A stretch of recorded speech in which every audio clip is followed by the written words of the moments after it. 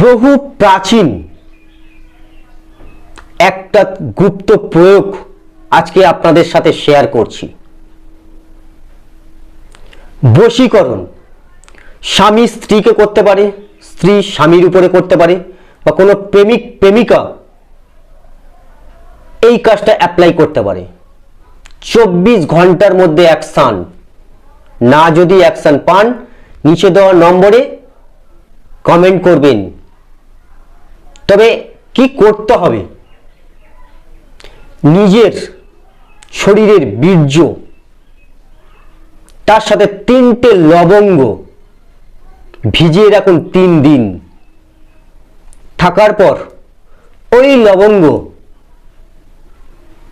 কিছুতে ফেলে গুঁড়ো করুন। করার পর ঠিক রাত 9টার পর যে যাকে বশীকরণ করতে চাইছেন, যে কোনো খাবারের দ্রব্যের মধ্যে মিশিয়ে দিন। দেওয়ার পর থেকে 24 ঘন্টা বুঝে নিন,